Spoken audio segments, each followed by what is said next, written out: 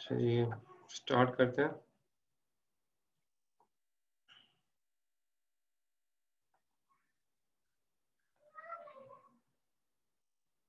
तो load balancing का मतलब क्या होता है कि मल्टीपल प्रोसेसर्स हैं, 4 प्रोसेसर हैं तो चारों के अंदर लोड बैलेंसिंग होगी।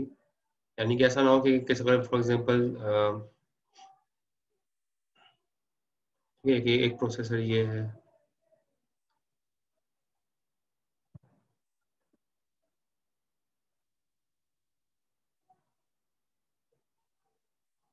एक प्रोसेसर ये है, एक प्रोसेसर ये है।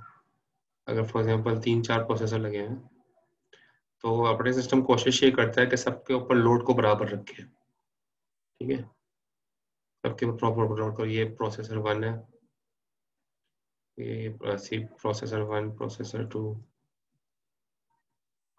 प्रोसेसर 3, प्रोसेसर है। ठीक है, प्रोसेसर है, सीपीयू है। अब वो कोशिश ये करता है कि प्रोसेसर के ऊपर लोड को बराबर रखे। ये ना हो कि किसी प्रोसेसर पे लोड ज्यादा आ जाए, किसी पे कम आ जाए, बल्कि लोड बैलेंसिंग की कोशिश करता है। ठीक है, यानी कि चारों पे लोड बराबर आ जाए। जब चारों पे लोड बराबर आएगा तो जाहिर है, वरना ऐसा ना हो कि एक जो है वो एक प्रोसेसर अगर 80% काम कर रहा है, दूसरा प्रोसेसर 10-10, ये सारे 10-10% काम कर रहे हैं, तो फिर ये जो है ना, हमने ये एफिशिएंसी मुतासिर हो जाएगी। सारे प्रोसेसर 10-10% काम कर रहे हैं और एक जो प्रोसेसर 80% काम कर रहा है।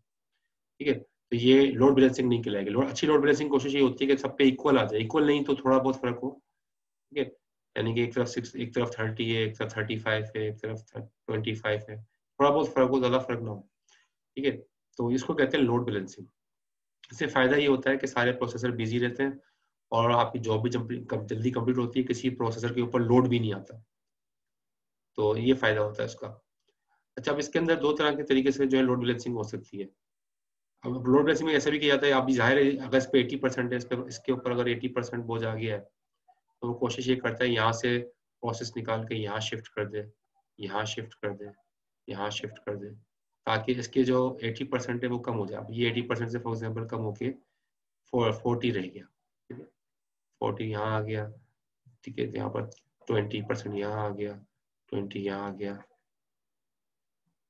30 यहाँ आ गया। तो थोड़ा थोड़ा यहाँ पर क्या हुआ कि अब आपको लोड तकसीम हो गया। तो इसको कहते हैं लोड बैलेंसिंग। तो लोड बैलेंसिंग के अंदर नंबर ऑफ प्रोसेसेस को एक प्रोसेसर से निकाल के दूसरे प्रोसेसर के अंदर शिफ्ट किया जाता है ताकि जो है डिले से कम हो जाए। तो इसके अंदर भी दो तरीके से लोड बैलेंसिंग हो सकती है। पुश माइग्रेशन है एक तरीका है पुल माइग्रेशन का। ठीक है, तो पुश माइग्रेशन में क्या होता है, periodic task checks load on each processor and if found pushes task from overload CPU to another।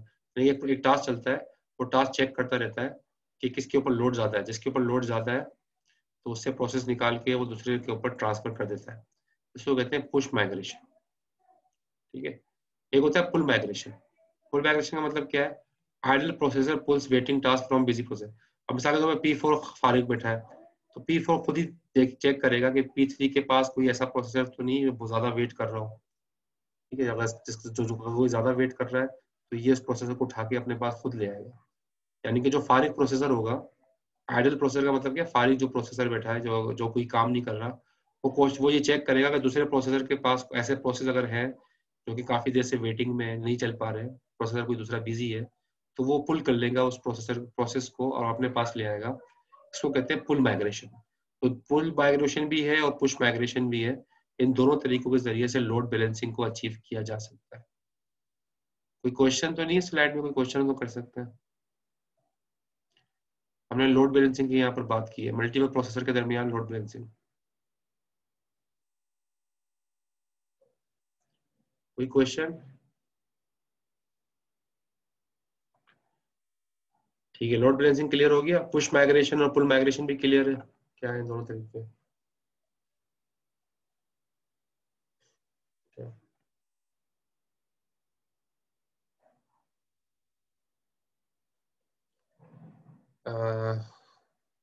जाहिर है अब आजकल जो है वो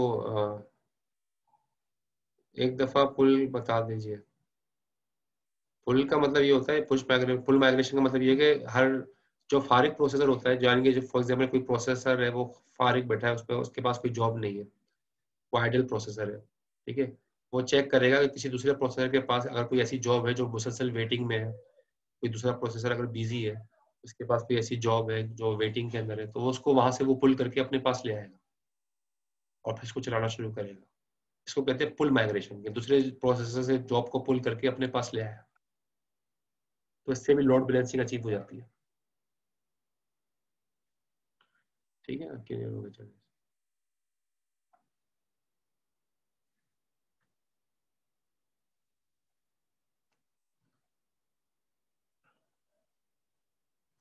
अच्छा, हम यहाँ पर बात कर रहे हैं मल्टी कोर प्रोसेसर्स की। तो आजकल तो जाहिर है एक ही चिप के ऊपर सारे प्रोसेसर आ रहे हैं, कोर आई 3, कोर आई 5, कोर आई 7। तो एक ही प्रोसेसर है, उसके ऊपर सारी, एक ही चिप है, उसके ऊपर सारे प्रोसेसर हैं। उसका फायदा होता है, जाहिर है मैंने पहले ही बता चुका हूँ, ये ज़्यादा फास्टर होते हैं और कम पावर को कंज्यूम करते हैं, ठीक है। कंज्यूम लेस पावर, क्योंकि जाहिर है एक ही चिप पे होते हैं तो कम पावर लगती है।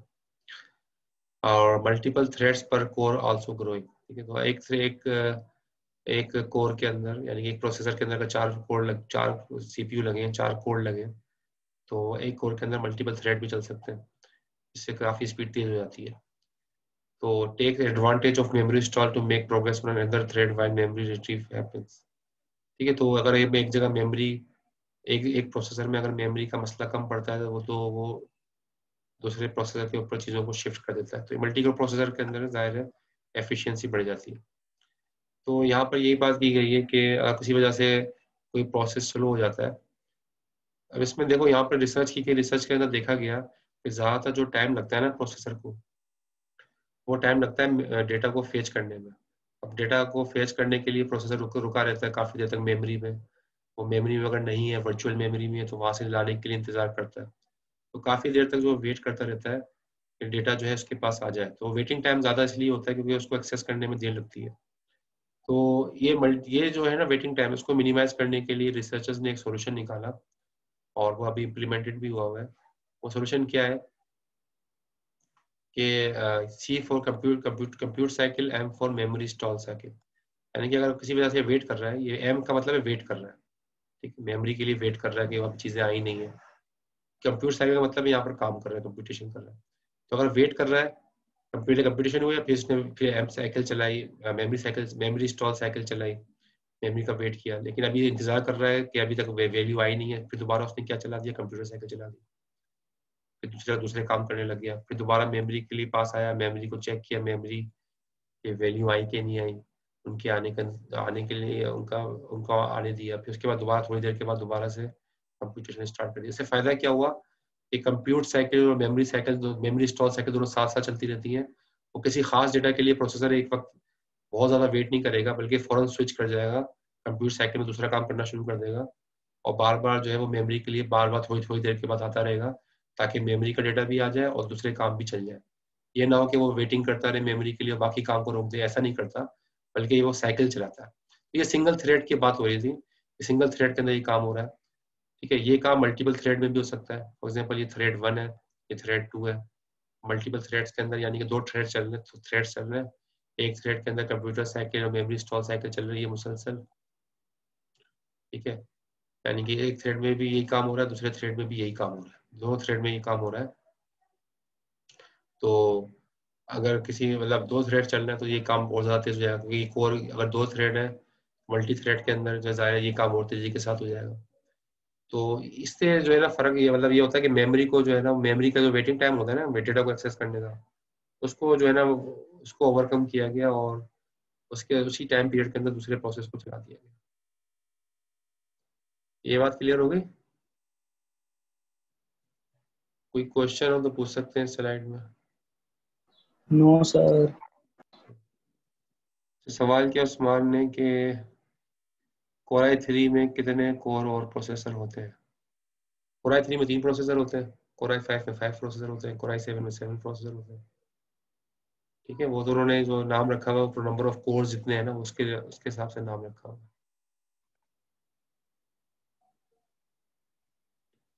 एक ही चिप के ऊपर मल्टीपल प्रोसेसर होते हैं।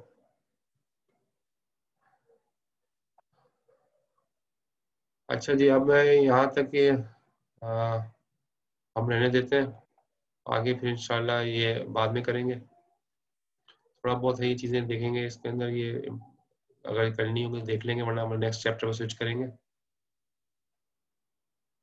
इस चैप्टर की हमने मेन चीज़ें सारी कर ली, जो हमारी कोर्स आउटलाइन का पार्ट थी वो भी कर लिया, थोड़ा सा एक्स्ट्रा भी कर लिया इसमें।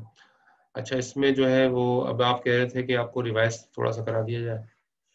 देखो एग्जाम के पॉइंट ऑफ व्यू से सबसे इंपॉर्टेंट चैप्टर तो आपका यही है, स्केजुलिंग वाला, ठीक है। यानी कि सारे न्यूमेरिकल आएंगे ना इस चैप्टर से। इसके अंदर हमने इसके अंदर कौन कौन से पढ़ लिए, मैं इसको स्लाइड को शुरू में ले जाऊँ तो ये आपका आपका स्केजुलिंग के अंदर हमने पहले बताया था स्केजुलिंग क्या होती है, ठीक है। और इसके अंदर short term scheduler, long term scheduler का काम क्या है, प्रीएम्पशन नॉन प्रीएम्पशन का काम क्या है, डिस्पैचर का काम क्या है, शेड्यूलिंग क्राइटेरिया क्या है, ये सारी चीज़ें हमने बहुत डिटेल में डिस्कस की। उसके बाद फर्स्ट कम फर्स्ट सर्व के अंदर कैसे काम करता है, उसकी प्रॉब्लम्स क्या थी, इसके ड्रॉबैक्स क्या थे, कन्वाय इफेक्ट देखा था, ठीक है। और उसको जो है वो शॉर्टेज जॉब फर्स्टनेस को कैसे ओवरकम किया, और शॉर्टेज जॉब फर्स्ट के फिर हमने एल्गोरिथम देखे चला के उसकी वैल्यूज को ये हमने सॉल्व भी करके, फिर ये तो प्रीएम्पशन वाला था। Shortage job first non preemption को हमने देखा था, ठीक है।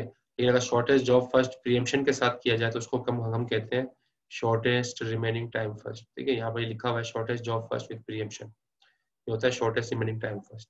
तो इसके अंदर भी हमने देखा था कि नंबर ऑफ अलग अलग प्रोसेस आ रहा है, हर एक का हमने बस टाइम अलग अलग है, तो हमने निकाला था completion time, turn around time, waiting time, response time, ये सारी चीजें हमने की थी। तो ये मतलब आपको ये वैल्यूज दी जा सकती हैं, आपको नंबर ऑफ प्रोसेस बता सकते हैं, आपको हर एक प्रोसेस बताएंगे, number of arrival arrival time बता देंगे, हर एक का बस टाइम बता देंगे, ठीक है। तो फिर आपसे पूछेंगे कि भाई एल्गोरिथम लगाओ फर्स्ट कम फर्स्ट सर्व और ये सारी चीजें निकालो, एल्गोरिथम लगाओ शॉर्टेस्ट जॉब फर्स्ट, ये सारी चीजें निकालो, एल्गोरिथम लगाओ शॉर्टेस्ट रिमेनिंग टाइम फर्स्ट, ये सारी चीजें निकालो, एल्गोरिथम लगाया आप राउंड रॉबिन, ठीक है। तो अभी अभी आज हमने किया, या हमने प्रियोरिटी वाला जो किया था एल्गोरिथम, वो हम लगा सकते हैं। एल्गोरिथम आपके पास बहुत सारे हैं, हम वैल्यू देख के आपसे कोई भी एल्गोरिथम के बारे में पूछ सकते हैं। उसका जेन चार्ट बनाए, ये जेन चार्ट बना हुआ है, जेन चार्ट बनाए, एवरेज वेटिंग टाइम निकालें सबका, एवरेज रिस्पॉन्स टाइम निकालें सबका, सबके फार्मूलेज में मैंने आपको ये लिखे हुए फार्मूलेज बता चुका हूँ। ये सारी चीजें जो है ना, मतलब आप न्यूमेरिकल अपने हिसाब से देखें, बुक में भी एक्सरसाइज दी हुई है इसकी, मैं असाइनमेंट भी बना लेता हूँ इसकी, लेकिन जाहिर है वो असाइनमेंट की सबमिशन तो आप नहीं करा सकोगे, अभी जल्दी है पेपर आपको करीब है। लेकिन ये चीज़ें जो है ना, मतलब बहुत ज़्यादा इंपॉर्टेंट है आपके न्यूमेरिकल की पॉइंट ऑफ व्यू से, कि इसी चैप्टर से ज़्यादातर न्यूमेरिकल आएंगे, ठीक है।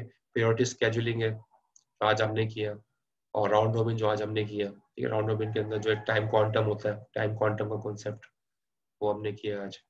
और फिर इसके बाद ये मल्टी लेवल फीडबैक, ये तो थियोरटिकल है थोड़ी चीज़ें, लेकिन यहाँ पर भी तो मतलब ये आज जो हमने किया, यानी कि ये जो आपके स्केजुलिंग वाला जो चैप्टर है ना, ये बहुत इंपॉर्टेंट है, जो आज हमने किया है, तकरीबन कंप्लीट हो चुका है। थोड़ी बहुत चीजें देख लेंगे, अगर जरूरी हो तो कर लेंगे, वरना तकरीबन कंप्लीट हो चुका है चैप्टर। इसके बाद उससे पिछला वाला चैप्टर सर मतलब वो आएंगे न्यूमेरिकल्स टाइप वगैरह। न्यूमेरिकल्स आएंगे, बिल्कुल। हम आपको प्रोसेस बता देंगे, बस टाइम बता देंगे, और उसका जो है अराइवल टाइम बता देंगे। फिर आपसे कहेंगे फर्स्ट कम फर्स्ट सर्व लगाओ, जेन चार्ट बनाओ उसका, और फिर एवरेज वेटिंग टाइम निकालो, रेस्पॉन्स टाइम निकालो, समझ रहे हैं। अच्छा, सही। तो ये वीडियो जो मेरी लास्ट क्लास की वीडियो थी, जो खासतौर पे वो भी देखिएगा सही तरीके से, और जो मेरी वीडियोस उससे पहले भी थी, इसी जो स्केजुलिंग के बारे में जितनी भी वीडियोस है ना, वो सही तरह देखिएगा।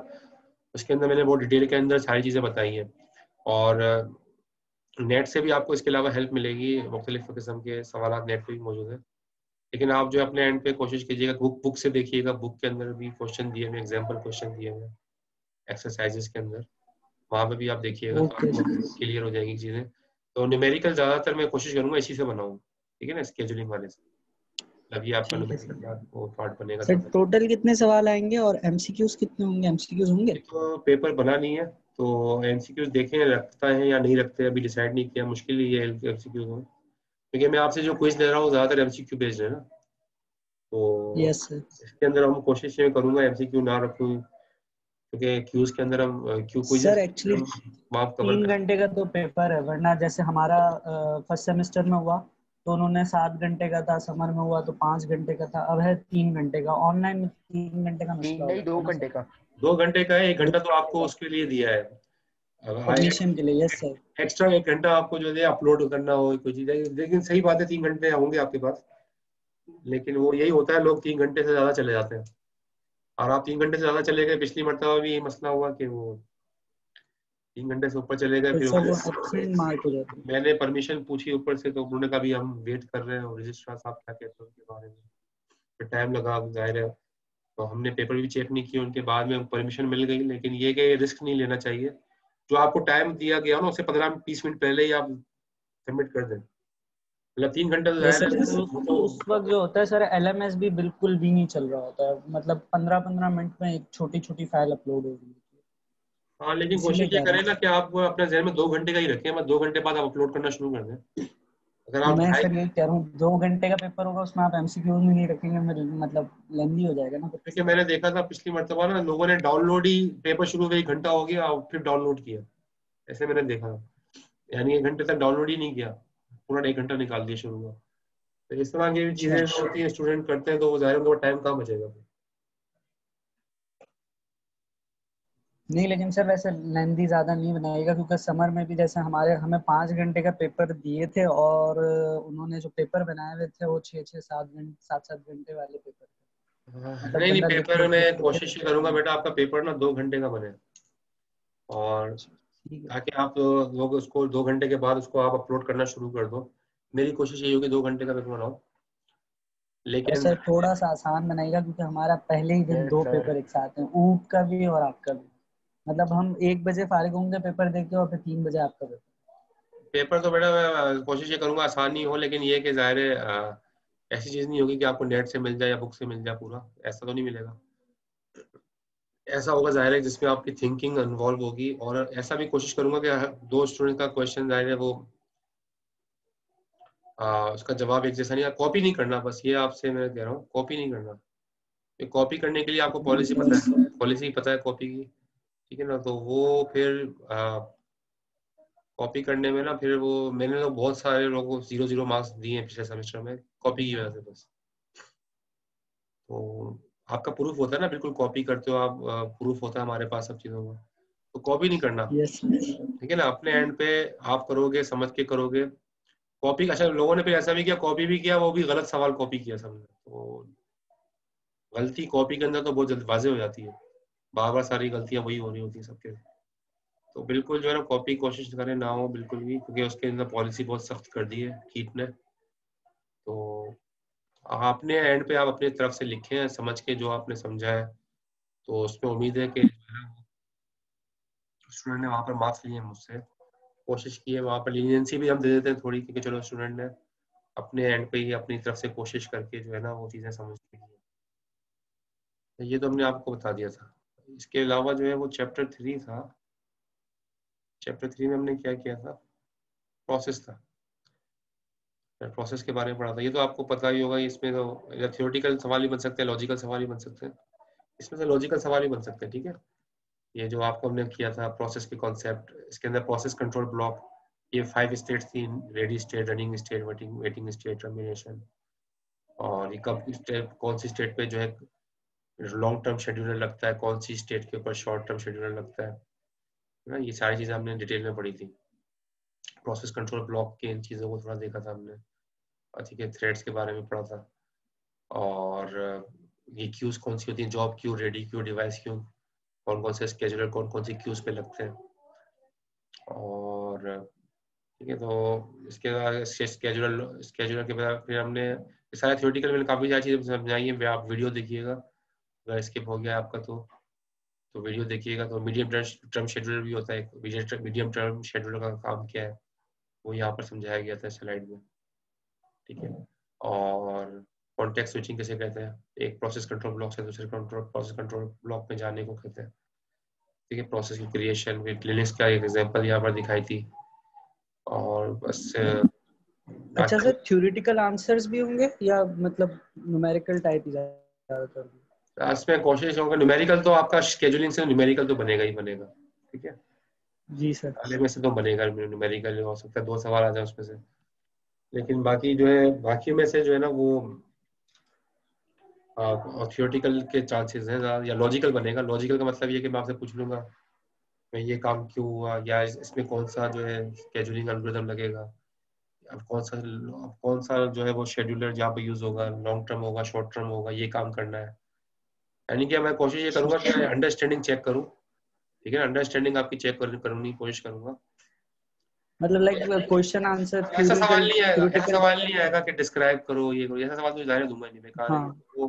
ठीक है। और वो तो बुक में भी नहीं होता, बुक में भी आपको मिल जाएगा और इंटरनेट में भी मिल जाएगा, डिस्क्राइब वाली चीजें तो नहीं पूछूंगा मैं। तो आपकी वो अंडरस्टैंडिंग सही है। वाली चीजें, अंडरस्टैंडिंग आपकी कैसी है उसको चेक करने के लिए ऐसे क्वेश्चन बनाऊंगा।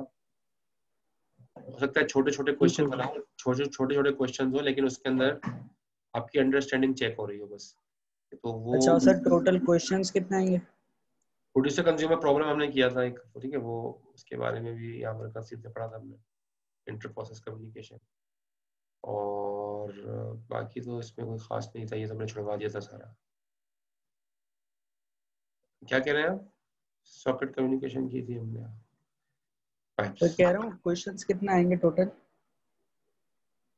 अभी तो बनाया नहीं है पेपर, तो अभी कुछ कह नहीं सकते कि कितने क्वेश्चन होंगे, लेकिन 25 मार्क्स का होगा ना वैसे?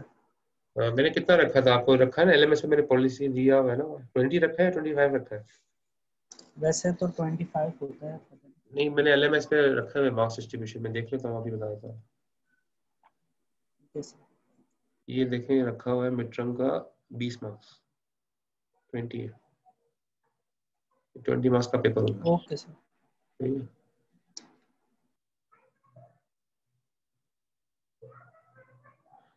एमसीक्यूज नहीं दूंगा, क्योंकि एमसीक्यूज में कोशिश करूंगा नहीं दूं, क्योंकि क्विज़ेस के अंदर मैं ले रहा हूँ ना बहुत सारे एमसीक्यूज,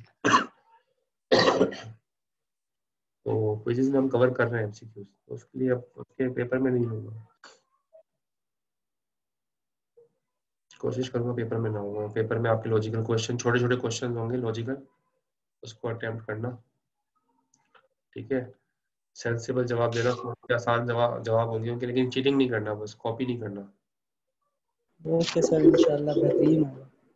तो बाकी कॉपी नहीं करो आप, अपने समझ के आप बस मेरे वीडियो लेक्चर्स को सही तरह से देख लो, तो उसी के अंदर आपको इंशाल्लाह काफ़ी चीज़ें डिटेल के अंदर, मैं उससे कोशिश करूंगा उससे बाहर पेपर नहीं बनाऊं, जो मैंने बताया है या उसके अंदर जो मैंने आपको कॉन्सेप्ट दिए ना, उस कॉन्सेप्ट के अंदर ही पेपर बनाऊंगा इंशाल्लाह, उससे ऊपर नहीं आया। अच्छा, ये तो आपने कर लिया था ये, और एक आपका जो है वो चैप्टर नंबर 2 में, 2 तो मैंने छुड़वा दिया था आपको मेरे ख्याल, 1 है चैप्टर 1 में। सर जो क्विज हो चुके हैं अब तक उनका वो शो नहीं हो रहा है मार्क्स। हाँ, वो मार्क्स मैंने अभी डाले नहीं है, आपके मिड टर्म ठीक है वीक सर। में मुझे टाइम मिलेगा, मैं सारी चीज़ें कर लूंगा, ये मार्क्स वगैरह ये चीज़ें रहेगी ना। और इसके अंदर थ्योरेटिकल था, ये तो बहुत आसान चैप्टर था, पहला चैप्टर, लेकिन ये इसको भी पढ़िएगा, इसके अंदर भी लॉजिकल क्वेश्चन बहुत सारे बन सकते हैं, पहले वाले में भी प्रोसेस मतलब, लेकिन ये ज़ाहिर है इसको सिर्फ देख लीजिएगा, क्योंकि ये चीज़ें तो एक तरह से ओपन पेपर है ना, ये तो आपके पास सारे कंटेंट मौजूद है, यस सर। ठीक है ना। तो हम कोशिश करेंगे आपकी अंडरस्टैंडिंग हो, कोई भी सवाल ऐसे नहीं होगा डिस्क्राइब करो एक्सप्लेन करो, ऐसा कोई सवाल नहीं होगा। तो लेकिन ज़्यादा आपका इंपॉर्टेंट चैप्टर जो है ना स्केजुलिंग वाला है, उस पर ज़्यादा फोकस करना, तो हो सकता है 2 सवाल इसमें से बन जाए, ज़्यादा भी बन सकता है, स्केजुलिंग वाला इंपॉर्टेंट है ज़्यादा। बाकी ये चैप्टर जो है इसको देख लेना, इनको भी सारे इनसे भी सवाल बनेंगे ज़ाहिर है। तो स्केजुलिंग वाले में आपने जिस तरह लास्ट में कराया था, लास्ट क्लास के अंदर एंड में जो कराया था, उस टाइप के ही ज्यादा होगा ना मतलब? हाँ, उस टाइप के सवाल जो है ज़्यादा होंगे, मतलब उसके में 2 ज़ाहिर है, ज़्यादा क्या होंगे, 2-3 सवाल ही दे सकता हूँ मैं, मतलब ज़्यादा सवाल दूंगा तो।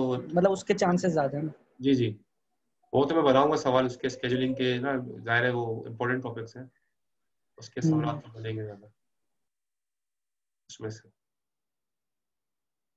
अच्छा, मैं अटेंडेंस का देख लेता हूँ कहाँ पर कि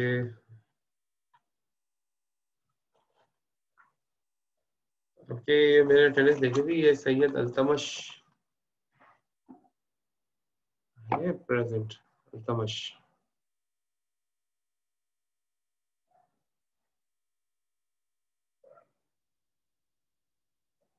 एक मिनट में अल्तमश मौजूद नहीं है, आप मौजूद है, सैयद अल्तमश मौजूद है, लेकिन ये फर्स्ट क्लास में सेशन में नहीं थे आप अल्तमश।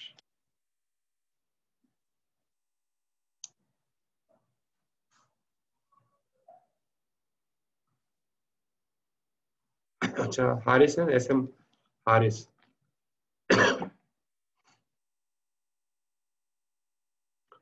अच्छा सही है, मैंने अल्तमश का इंटरनेट का क्या मसला था। अच्छा ये हारिस, इंटरनेट का कोई इशू हो तो आप मोबाइल से कनेक्ट कर लिया करें, मोबाइल डेटा से किसी से अल्टरनेट अपने पास रखें। मोहसिन एस एम हारिस है, S M Haris. S M Haris नहीं है। अच्छा मोहसिन खान है, मोहसिन खान, मोहसिन खान, मोहसिन खान मुझे नजर नहीं आ रहा है, पहले सेशन में भी थे अभी भी नहीं है। अच्छा एस एम रजा तकवी, एस एम रजा तकवी है, नहीं है। अच्छा मोहम्मद शफात खान, शफात खान मौजूद है, शफात खान।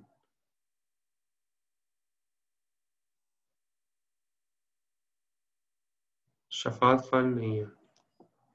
अब्दुल राफे सिद्दीकी, अब्दुल राफे तो आ गए, ठीक है अब्दुल राफे, अब्दुल राफे की बदल में लगा दी है। सुमेरा महफूज,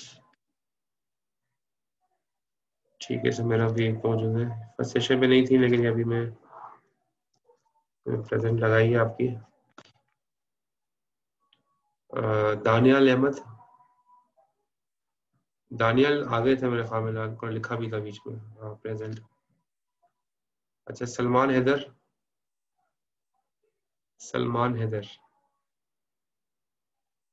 नहीं है, सलमान हैदर नहीं। अनीसा हबीब, अनीसा हबीब आ गई, ठीक है प्रेजेंट हो गई, सही। अच्छा मोहम्मद इमादुद्दीन, इमाद भी प्रेजेंट है, ठीक है।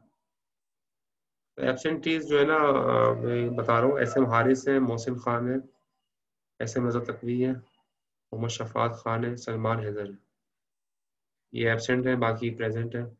अब आज कुछ लोग इसमें फर्स्ट सेशन में एब्सेंट थे, जैसे लोगों के नाम आए थे, लेकिन ये है कि कोशिश आप ये करें कि फर्स्ट सेशन के अंदर जो है ना, आपके आपके अटेंडेंस दोनों सेशन में होनी चाहिए, ठीक है ना। पहले सेशन में अगर अटेंडेंस नहीं है आपकी तो जो है ना फिर वो मसला हो सकता है, क्योंकि ज़ाहिर है वो फिर ये कहेंगे ये आपकी दो सेशन में तो आई नहीं, लॉक मेंटेन हो रहा है ना, तो कहेंगे स्टूडेंट तो दो सेशन में था ही नहीं, एक ही सेशन में था, तो एक ही प्रेजेंट लगा देंगे, फिर वो दो की नहीं लगाएंगे। सर मैं फर्स्ट सेशन में था, मेरा लैपटॉप हैंग हो गया था। अब्दुल राफे, अच्छा अब्दुल राफे आपका, आप लॉग इन नहीं हुए थे ना, मोबाइल से लॉग इन हो जाया करें, किसी और तरीके से लॉग इन हो जाया सर करें। मैंने आपको मैसेज भी किया था सर, मेरा लैपटॉप हैंग हो गया था बिल्कुल।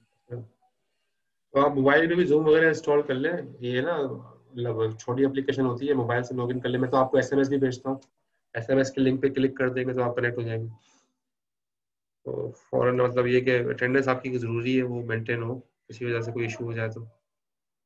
चलें बहरहाल बाकी मैंने सबकी अटेंडेंस लगा दी है, ये जो एब्सेंटीज थे मैंने बता दी आप लोगों को। आपके सुमेरा महफूज का कह रहे हैं दोनों सेशन, हाँ दोनों सेशन की लगा दी मैंने सुमेरा महफूज, अभी जिनकी थी मैंने दोनों सेशन की लगा दी है मैंने, क्योंकि ज़ाहिर है एक दो को मैंने रियायत दी है, सबको ही दे देता हूँ तो, लेकिन ज़ाहिर है जो लोग नहीं है दोनों सेशन में उनकी एब्सेंट मार्क की है, इसमें भी नहीं है पहले में भी नहीं है, उनकी एब्सेंट मार्क की है। तो कोशिश ये कीजिएगा अगली मरतबा जब क्लास स्टार्ट करता हूँ बहुत कम अटेंडेंस हो, स्टूडेंट्स होते हैं 13-14, ये बहुत कम होती है, आधी स्ट्रेंथ होती है, तो आप कोशिश ये करें शुरू में ज्वाइन करें, क्योंकि वो अब मैं अगली क्लास से जो है ना फिर ये होगा कि फर्स्ट सेशन की एब्सेंट लगा के भेजूंगा, ज़ाहिर है जो लोग नहीं होंगे, सही है।